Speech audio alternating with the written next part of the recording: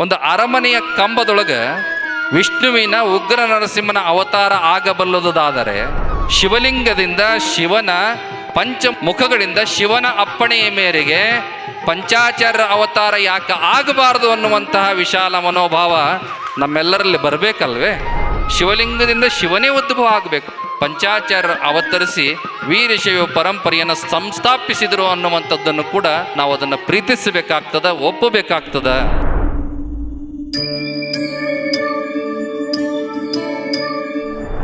ಭಾಳ ನೋವಿನ ಸಂಗತಿ ಏನಪ್ಪ ಅಂತ ಕೇಳಿದರೆ, ನೀವೆಲ್ಲ ವಿಷ್ಣುವಿನ ದಶಾವತಾರಗಳನ್ನು ಓದ್ತೀರಿ. ಪ್ರತಿನಿತ್ಯವೂ ಒಂದಲ್ಲ ಒಂದು ಅವತಾರವನ್ನು ಯಾವುದಾದ್ರೂ ಟಿ ವಿ ಧಾರಾವಾಹಿಗಳಲ್ಲಿ ನೋಡ್ತೀರಿ. ಅದರೊಳಗೆ ಅನೇಕ ಅವತಾರಗಳು ಬರ್ತಾವೆ.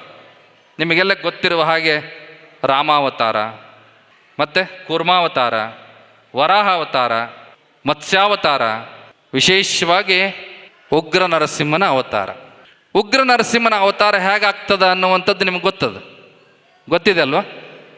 ಭಕ್ತ ಪ್ರಹ್ಲಾದ ಚಲನಚಿತ್ರವನ್ನು ನೋಡಿದವರಿಗೆ ಬಹುಶಃ ಹೆಚ್ಚಿನ ಗಮನಕ್ಕೆ ಇರ್ತದೆ ಅಂತ ನಮ್ಮ ಭಾವನೆ.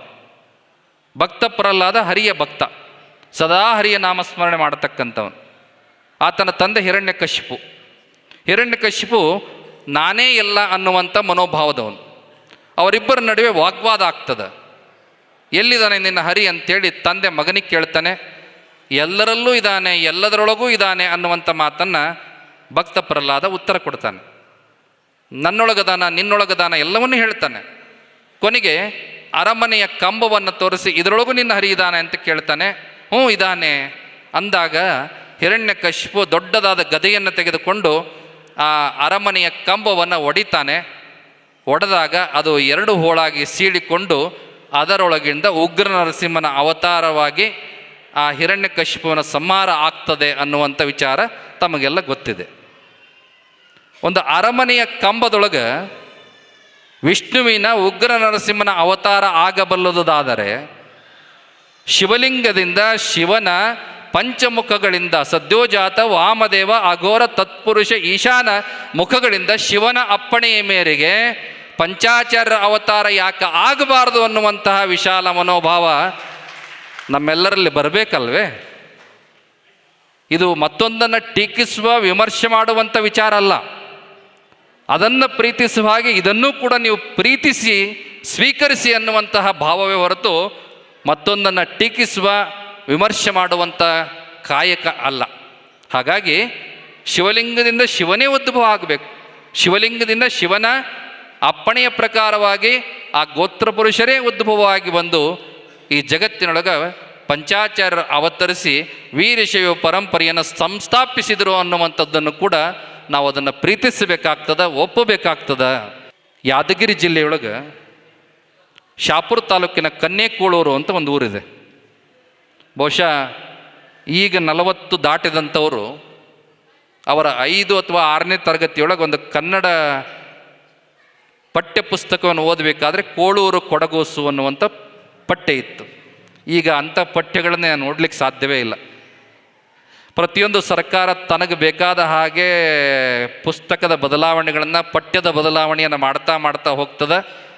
ಅದು ಬಹುಶಃ ಭವಿಷ್ಯದ ನಾಗರಿಕರಾಗುವಂತಹ ವಿದ್ಯಾರ್ಥಿಗಳ ಮನಸ್ಸಿನ ಮೇಲೆ ಏನೆಲ್ಲ ಪರಿಣಾಮ ಬೀರ್ತದೆ ಅನ್ನುವಂಥದ್ದನ್ನು ಕೂಡ ನಾವು ವಿಚಾರ ಮಾಡಬೇಕಾಗ್ತದೆ. ನಮ್ಮ ಪಠ್ಯಕ್ರಮವೇ ಆಗಿದೆ. ಇತಿಹಾಸದೊಳಗೆ ಅಲೆಕ್ಸಾಂಡರ್ನನ್ನು ಸೋಲಿಸಿದಂಥ ಪುರೂರವನ ವರ್ಣನೆ ಆಗಲಿ, ವಿಚಾರವಾಗಲಿ ಬರೋದಿಲ್ಲ. ಇಡೀ ಜಗತ್ತನ್ನು ಗೆದ್ದ ಅಲೆಕ್ಸಾಂಡರ್ನ ಬಗ್ಗೆ ಓದ್ತೀವಿ ನಾವು. ಆದರೆ ಆ ಅಲೆಕ್ಸಾಂಡರ್ನನ್ನು ಒಂದು ಭಾರತ ದೇಶದ ಸಣ್ಣ ರಾಜ ಸೋಲಿಸಿದ ಅನ್ನುವಂಥ ವಿಚಾರ ಎಲ್ಲೂ ಕೂಡ ಬರಲಿಲ್ಲ. ನಮ್ಮ ಇಮ್ಮಡಿ ಪುಲಕೇಶಿ ದಕ್ಷಿಣಾಪತೇಶ್ವರ ಅನ್ನುವಂತಹ ನಾಮಧೇಯನ್ನು ಹೊಂದಿ ನರ್ಮದಾ ನದಿಯವರೆಗೆ, ಗೋದಾವರಿ ನದಿಯವರೆಗೆ ತನ್ನ ರಾಜ್ಯವನ್ನು ವಿಸ್ತರಿಸಿದ್ದ ಅನ್ನುವಂಥದ್ದನ್ನು ಕೂಡ ನಾವು ಜಾಸ್ತಿ ಓದಲಿಕ್ಕೆ ಸಾಧ್ಯ ಇಲ್ಲ. ಹಾಗಾಗಿ ನಮ್ಮ ಚಿಂತನೆಗಳು ನೈತಿಕ ಮೌಲ್ಯಗಳನ್ನು, ಸಾಮಾಜಿಕ ಮೌಲ್ಯಗಳನ್ನು, ಕೌಟುಂಬಿಕ ಮೌಲ್ಯಗಳನ್ನು, ಧಾರ್ಮಿಕ ಮೌಲ್ಯಗಳನ್ನು ಪ್ರತಿಪಾದನೆ ಮಾಡಿ ಆ ಗುಣಮಟ್ಟವನ್ನು ಹೆಚ್ಚಿಸುವಂತಹ ಶಿಕ್ಷಣ ನಮ್ಮದಾಗಬೇಕೇ ಹೊರತು ಅದನ್ನು ಅಧಪತನಕ್ಕೆ ಒಯ್ಯುವಂತಹ ಶಿಕ್ಷಣದ ವ್ಯವಸ್ಥೆ ನಮಗಾಗಬಾರ್ದು. ಹಾಗಾಗಿ ಪ್ರತಿಯೊಬ್ಬರೂ ಕೂಡ ಗುರುಕುಲ ಮಾದರಿಯ ಶಿಕ್ಷಣದತ್ತ ನಿಮ್ಮ ಮಕ್ಕಳ ಒಲವನ್ನು, ಗೆಲುವನ್ನು, ಬಲವನ್ನು ಹೆಚ್ಚಿಸುವಂತಹ ಪಾಲಕ ಪೋಷಕರು ನೀವು ಆಗಬೇಕು ಅನ್ನುವಂಥ ಮಾತನ್ನು ಕೂಡ ಈ ಸಂದರ್ಭದಲ್ಲಿ ಹೇಳೋದಕ್ಕೆ ಬಯಸ್ತೇವೆ. ಕೋಳೂರು ಕೊಡಗಸ್ ಕತೆ ನಿಮ್ಗೆ ಗೊತ್ತದ. ಅವರ ತಂದೆ ಒಂದು ಈಶ್ವರ ದೇವಸ್ಥಾನದ ಪೂಜಾರಿ, ಪ್ರತಿನಿತ್ಯ ಪೂಜೆ ಮಾಡ್ತಿರ್ತಾನೆ. ಒಂದು ದಿವಸ 5-6 ದಿನಗಳ ಕಾಲ ಬೇರೆ ಊರಿಗೆ ಹೋಗಬೇಕಾದಂಥ ಪರಿಸ್ಥಿತಿ ಬರ್ತದೆ. ಮಗಳಿಗೆ ಹೇಳ್ತಾನೆ, ಒಂದು 10 ವರ್ಷದ ಬಾಲಕಿ, ಆಕೆ ಹೆಸರು ಕೊಡಗೂಸು.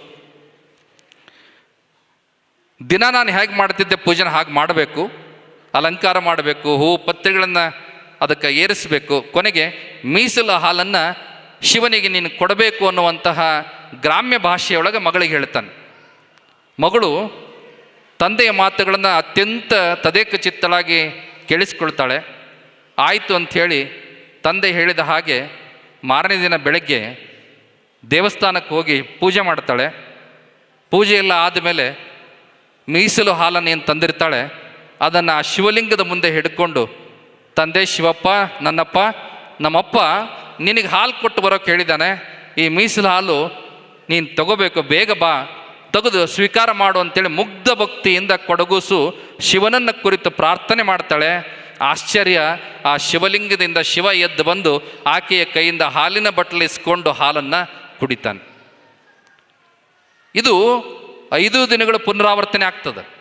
6ನೇ ದಿನ ಅವರಪ್ಪ ಬರ್ತಾನೆ, ಮಗಳನ್ನು ಕೇಳ್ತಾನೆ, ಪೂಜೆ ಎಲ್ಲ ಚೆನ್ನಾಗಾಯ್ತಾ? ಚೆನ್ನಾಗಾಯಿತು. ಹಾಲನ್ನು ನೈವೇದ್ಯ ಮಾಡಿ ಬಂದೆ ಶಿವನಿಗೆ. ಹಾಂ ಆಯಿತು, ನೈವೇದ್ಯ ಮಾಡಿದೆ. ನೈವೇದ್ಯ ಮಾಡಿದ ಮೇಲೆ ಏನು ಮಾಡಿದೆ? ನೀವೆಲ್ಲ ಏನು ಮಾಡ್ತೀರೋ ಅದನ್ನು ಅವನು ಮಾಡ್ತಿದ್ದ. ದಿನ ದೇವರಿಗೆ ನೈವೇದ್ಯ ಏನು ಮಾಡ್ತೀರಿ ನೀವು? ಕೈ ತೋರಿಸ್ತೀರಿ, ಯಾರೂ ನೈವೇದ್ಯ ತೋರಿಸಂಗಿಲ್ಲ. ಅದಕ್ಕೆ ಮರಾಠಿ ಭಾಷೆಯೊಳಗೆ ಭಾಳ ಚಂದ ಹೇಳ್ತಾರೆ, ತುಜಾ ಕಡೆ ಹಾತ್ ಮಾಜಾ ಕಡೆ ಬಾತ್ ಅಂತ. ಅವರಪ್ಪ ಕೇಳ್ತಾನೆ, ಇಲ್ಲ ನಾನು ಶಿವನಿಗೆ ಕುಡಿಸಿ ಬಂದೆ, ಆ ಲಿಂಗದಿಂದ ಶಿವ ಇಸ್ಕೊಂಡು ಕುಡ್ದ. ಶಿವನ ಚೈರ ಹೀಗೆಲ್ಲ ಇತ್ತು, ಚರ್ಮಾಂಬರಧಾರಿಯಾಗಿದ್ದ, ಜಟಾಮುಕಟಧಾರಿಯಾಗಿದ್ದ, ಅವನ ಹಣೆಯ ಮೇಲೆ ಹೀಗಿತ್ತು, ಅವನ ತಲೆಯ ಮೇಲೆ ಚಂದ್ರನಿದ್ದ, ಅವನ ಕೊಳೊಳಗೆ ಹೀಗಿತ್ತು, ಎಲ್ಲ ವರ್ಣನೆಗಳನ್ನು ಆ ಮಗು ಮುಗ್ಧ ಭಾವನೆಯಿಂದ ತಂದೆಗೆ ಹೇಳ್ತಾಳೆ. ತಂದೆಗೆ ಆಶ್ಚರ್ಯ ಆಗ್ತದೆ. 20-25 ವರ್ಷಗಳಿಂದ ಅದೇ ದೇವಸ್ಥಾನದೊಳಗೆ ಪೂಜಾರಿಯಾಗಿ ಅರ್ಚನೆಯನ್ನು ಮಾಡಿ ಅದೇ ಲಿಂಗದ ಹತ್ತಿರ ಬಹುತೇಕ ಸಮಯವನ್ನು ಕಳೆದಂಥ ಆ ಪೂಜಾರಿಗೆ ಇದನ್ನು ನಂಬಲಿಕ್ಕೆ ಸಾಧ್ಯ ಆಗೋದಿಲ್ಲ. ಯಾಕೆಂದರೆ ಅವನ ದೃಷ್ಟಿಯೊಳಗದು ಈಶ್ವರನ ಆ ಮೂರ್ತಿ ಲಿಂಗ ಕೇವಲ ಕಲ್ಲಿನ ಲಿಂಗವಾಗಿತ್ತು, ಶಿವನ ಭಾವದೊಳಗೆ ಇರಲಿಲ್ಲ. ಆದರೆ ಆ ಮಗುವಿನ ದೃಷ್ಟಿಯೊಳಗೆ ಏನಾಗಿತ್ತು? ಅದು ಕೇವಲ ಲಿಂಗವಾಗಿರಲಿಲ್ಲ, ಶಿವನ ಸಾಕ್ಷಾತ್ ವಾಸವೇ ಅಲ್ಲಿದೆ ಅನ್ನುವಂಥ ಭಾವ ಭಕ್ತಿ ಅವಳೊಳಗಿತ್ತು.